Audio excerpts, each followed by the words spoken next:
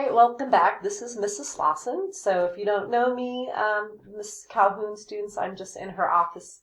I'm her office mate, and we just thought we would split up some of the work. So I am taking care of Roman numeral 3, and we're going to look at how do you rewrite from one form to another form. So just a reminder, this is vertex form. This is standard form, no parentheses, and then this is also standard form. So what we don't see in here is factored form, but that's another name for this one, this intercept form. You might have also heard it called factored form. So let's get this from vertex form so that it looks like this standard form, no parentheses at all. So first we want to realize what the squared means, and it means that there are 2 of these x minus 2's. And so what we need to do is start simplifying over here. We need to do a lot of multiplication. If you're in my class, you know this as the neighbors meet the neighbors. So what I always encouraged my students to do is multiply your parentheses first.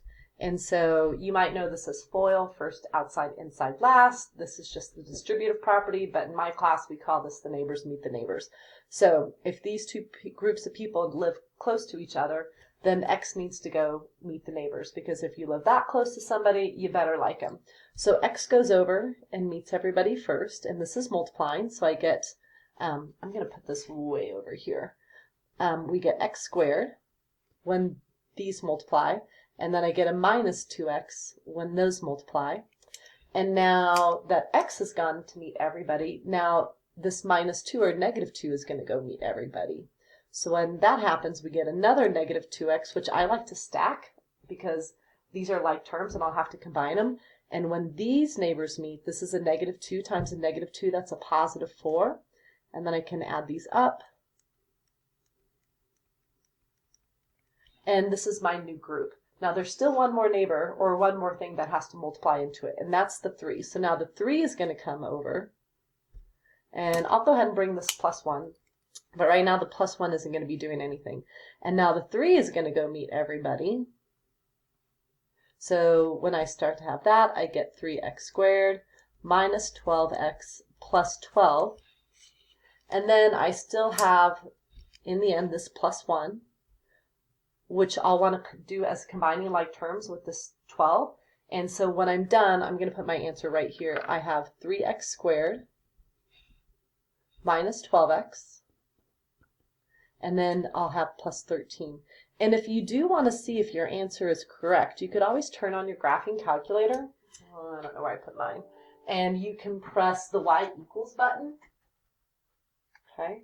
So you can go to your y equals button and put the original problem into one of your y's and put your new problem in the other y. And when you hit zoom 6, that makes a nice standard window.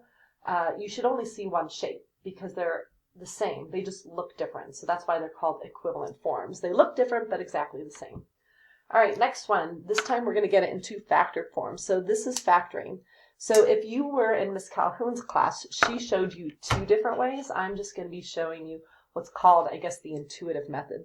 So what doesn't change, whether you're in my class or Miss Calhoun's class, is we still make our x. So I want to multiply these, and I get negative 20 x squared, and then this term, which is actually a 1x, goes in the bottom.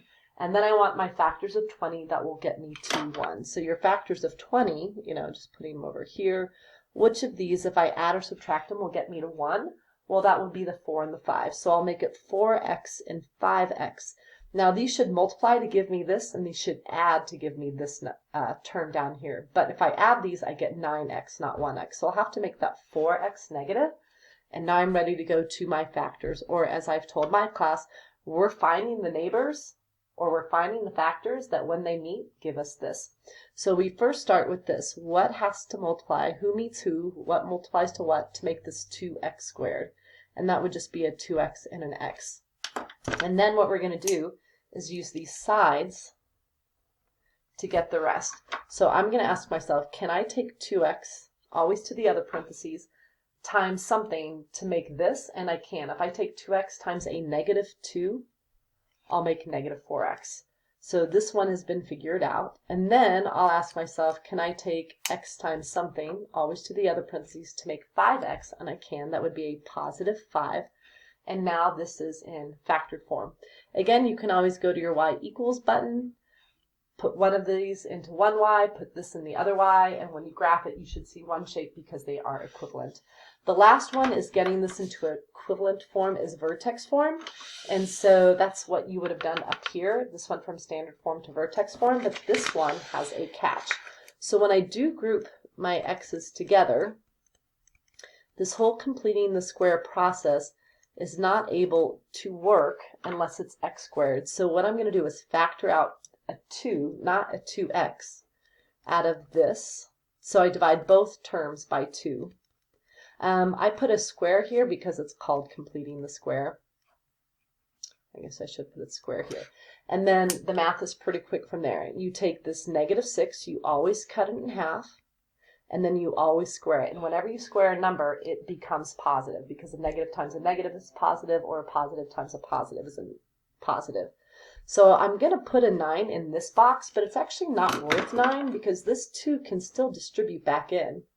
And when it distributes to this 9, that makes that 9 actually worth 18. So that's what I'm going to put in this box. And now I'm going to finish. So where I always start is the 15 take away 18. That's a negative 3 or minus 3. I make my parentheses. It's always x plus. I make the squared for vertex form. And then what I tell my students is whatever's in front of this squared is what's in front of this squared. So I'll put the negative 3. And then hopefully I don't forget that there was a number, an a value out in front. And now this is in vertex form. And again, put this in y1, put this in y2, and you should see one shape because these are the same.